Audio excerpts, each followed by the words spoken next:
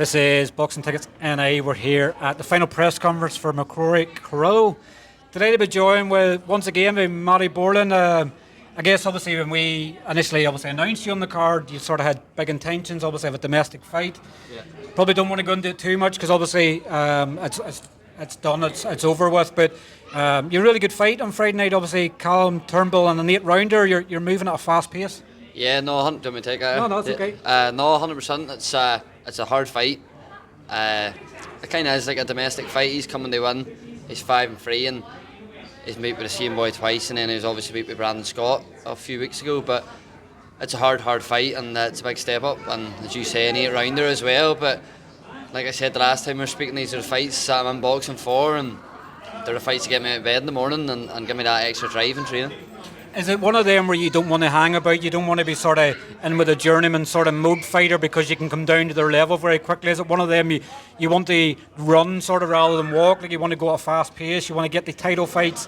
You're doing it cautiously at the same time and not going too far, but is it just the plan? Like, what's the 8-rounder for? Is it the plan that you want the winner of Farrell, Kerr? Like, what's the idea behind jumping straight into 8?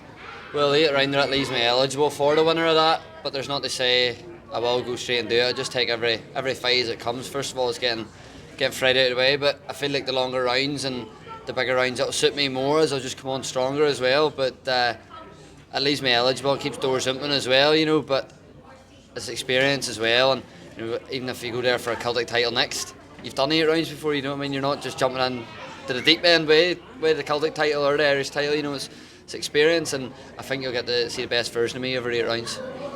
We obviously had the final press conference, and unfortunately you weren't on the table doing the top 4 fights in the card, but you still sort of having to pinch yourself at this moment that everything's going so quickly. To think it, this time last year you were sort of in an exhibition in Letterkenny, I think it's coming up now in a couple of days, so you had an exhibition, you're obviously now in the verge of your 4th pro fight, like you're sort of still having to go, what's going on, who's playing the joke, when am I going to wake up from this dream? 100%, we were always told whenever I first turned over it was going to happen fast, and I only made my debut there in June. 29th of June, and it's the 1st of November, and I'm going on to my 4th fight, and I'm on an 8-rounder.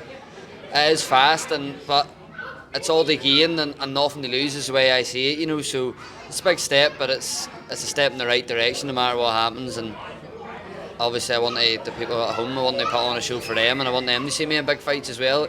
People at home, I don't want to be having their hard-earned money spent on me fighting with journeymen all the time, do you know what I mean? I want them to see me in 50-50 fights and being tested as well, and that's what Friday's going to be all about. Before you turned pro, obviously a fight that excited you about turning pro was obviously Farrell and Kerr, obviously in the Ulster Hall. I remember you obviously texting saying, I'm excited, you and Chrissy, we're going to have a scrap. Is it, obviously you're seeing this rematch, and I know you're friendly with both as well, so you're probably going to sit in the fence. Like it looks like it's domestic fight of the year, probably in my opinion so far. What do you obviously as a fan sort of looking at that fight and going, do you see the same sort of fight over 10 rounds? Do you want to predict the winner, or you just want to be on the fence with that one? No, the two of them are two good lads, and it is a genuine 50-50 fight. The last fight I scored, it was very close, almost had a draw really, to be honest, but it was a really, really tight fight. Two good lads, and they're two talented lads as well, and even in due time, if not thinking past Friday, but if it was ever in with them, it wouldn't be an easy fight. It would be a hard fight, and it would be toe-to-toe, and you'd have to really bite down. To be honest, it's just, even with them two and even me and with them, it's just who wants it more, really, and that's what I think we'll show with them two's fight as well here on Friday, who wants it more. We obviously don't know the running order as such yet, but obviously being an 8-rounder, and I'm guessing obviously you have sold quite a lot of tickets, you hopefully be high up the card, like you're going to stay about to watch that fight regardless? Yeah, I'll be staying to watch that fight definitely, even if it means coming out of my fight and staying in my shorts for a while. I'm definitely staying to watch that fight, because obviously I'm watching it as a fan, but I'm also watching it, hopefully all being well, as a potential match for me as well, do you know what I mean? So I'm looking forward to it, and I'm just looking forward to a really good night of boxing as well. You mentioned shorts, obviously I've given you a couple of comments this week that people may not have seen. You're sort of nearly doing the full kit W anchor. I'm not going to say the full word in case it gets dropped from YouTube, but you just need the shorts and the shin pads now. But obviously we obviously know your fascination with Korean, and we keep bringing it up in interviews, but you're pretty much going out there as if you're going out there, obviously to walk the tunnel for a match. Like, great to obviously have that support. I think Korean now, am I correct, Korean now sponsor you as well? Korean, the new owner of Korean, he's jumped on board and he's helped me out with funds for my fights. And one of the lads involved with the football team sponsored me my ring jacket for it as well. So a big massive thanks to them, and then they're obviously looking me down on the pitch Saturday after the fights and stuff, so they're really backing me, and I'm really, really grateful for it.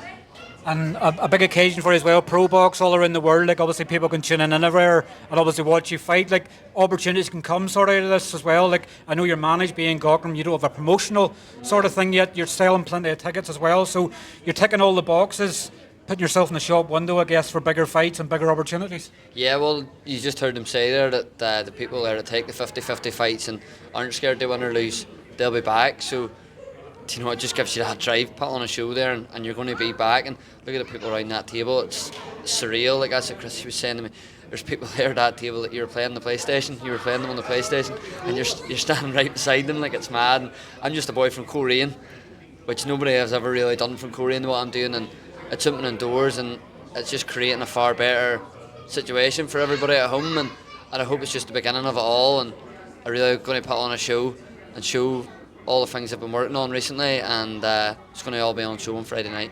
You've been training a wee bit more with Ryan Burnett in this camp. Like it's funny to think that obviously, you know, I think one of your first ever fights was obviously Ryan Burnett fight obviously 7 years ago. Do you obviously training with him obviously, you know, religiously now? I think I've seen you and Connor and Eminem / James Freeman obviously the other week lying on the floor. Like them experience obviously having sort of Ryan training you and preparing you for these occasions, like that's probably you know, for a fighter so young in their career, that gives you massive belief when you've a unified world champion giving you advice and training you on a weekly basis. Yeah, 100%. That's what Paddy said there walking by. He was the first fight in that show, and I was at watching it. And now I'm going to be fighting in the SSE, and Burnett's going to be in my corner now as well. And the likes there are training with Connor and James and Charles. You're training with other pros, and they're pushing you on to be even better. Do you know what I mean? And you're learning stuff from Burnett, you're learning stuff from Connor, you're learning stuff from them all. And it's just going to make me a far better fighter, and I'm really excited to show it all off. So Ryan's in your corner Friday night as well. This is going to be his first, obviously I know he had Charles last week obviously in Scotland, but this will be his first official capacity back obviously since he become a unified world champion. This will be his first time coaching a pro fight in Belfast, so all pressure and he put on a show, so too. It's I guess it's going to bring back nostalgia for him as well, obviously, and I hope Ryan doesn't mind me saying, but he's getting to relive his journeys through everybody else. He's sort of, I know he said he had a new hunger sort of with Charles last week. He's sort of seeing it the opposite way, probably throwing every punch. Like it's probably going to be special for him walking out with you. Is he going to have any Korean stuff on him on Friday night? So have we got another Korean fan, have we? I'll try and talk him when they stick in the Korean top on, but I don't know if I'll be taking. I think he's a Cliftonville fan. Aye, not wearing that in the corner. He's a top coach. Like, you know, he breaks everything down, and you know, he breaks everything in the slightest bit of detail, which some people don't do, and see that them slight wee things he teaches you is the difference of winning and getting knocked out. You know what I mean? And he's a top coach, and he shows everything really, really well and in detail. And I'm excited, as I say, to show it all. And I'm sure obviously you're more excited to obviously hear the noise, obviously the fans, obviously you less than a week's notice the last time, you've had plenty of notice this time. How many tickets have you done for Friday night? I think there's 220 or 230 people from Coleraine coming up. I think there's 20 of them ringside, so just be cautious of them ringside ones. Well, hopefully obviously they bring some of the songs from the showgrounds with them, obviously. That's what we were saying, there's a bus of them going up, and we've said, you know, that's why I hear more Coleraine songs than the last time, so the Coleraine boys are absolute Hallions. The Hallion Battalion, I call them. as I well know. Prediction obviously for the fight, like do you want to go 8 rounds? Like I guess it's all well and good sometimes going, I want to go the 8 rounds, then you land something. And, you know, I know the last time out against Lopez you were sort of methodical and sort of stood back at times. Like how do you see the fight going on Friday evening? Look, if I'm in there 8 rounds, I'm in there 8 rounds, if I'm in there 2 rounds, happy days. As long as you get the win, As long as I get the win, I don't care what way it goes, but if I can take him out of there, I'll be able to take him out of there. Well, listen, thanks very much for your time. Obviously, enjoy the weigh-in again tomorrow, and we'll catch up with you afterwards on Friday evening to see how it went on. Yeah, 100%. Thanks very much. Cheers, Matty. Thank you.